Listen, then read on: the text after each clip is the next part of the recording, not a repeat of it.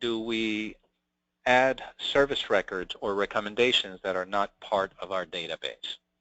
This is really handy with new customers and also with existing customers. And using Kevin again, let's assume that we say, hey, Kevin, it looks like you need front brakes.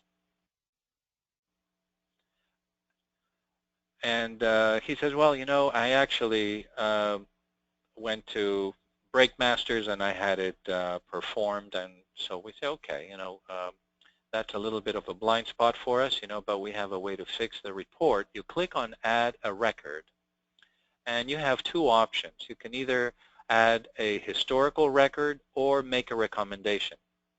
This, I will do both so that you can see how this works.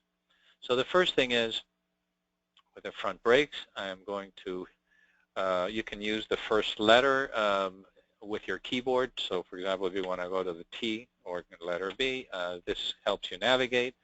And I'm going to select front brakes.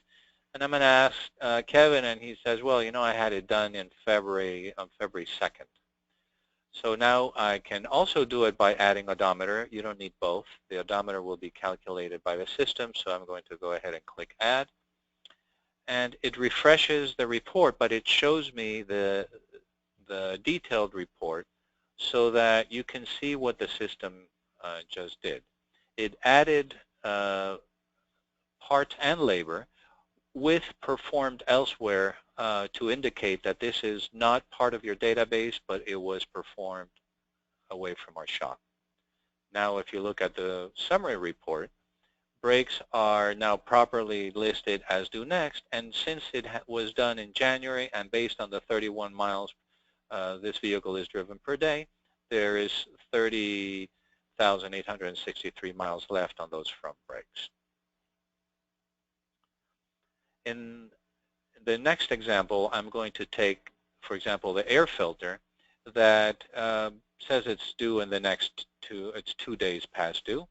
So let's say we do a vehicle inspection and we say, you know what, even though the computer is aging it, aged it properly, we think you're still good till the service visit. So we can go to the air filter, we can add a recommendation, and we'll say, you know what, we'll take care of this. Excuse me, I'm changing the year. I didn't want to do that. Let me go to today. We'll take care of this in November 15th.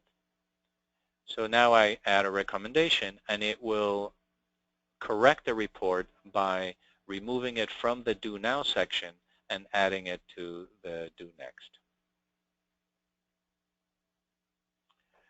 So here you have the air filter, and it's basically saying, well, you got 3,300 miles left on this air filter. Now, one thing I may want to point out is we're tracking service filters based on two criteria. One of them is time elapsed and miles elapsed. So depending on the vehicle, if it's a higher mileage vehicle like this one, either the month or the miles elapsed will trigger, whichever triggers first. If you want to remove the entries because maybe they were in the wrong vehicle or whatever, you can go in here, just check the boxes, and then click Remove, and it puts the report back the way it was.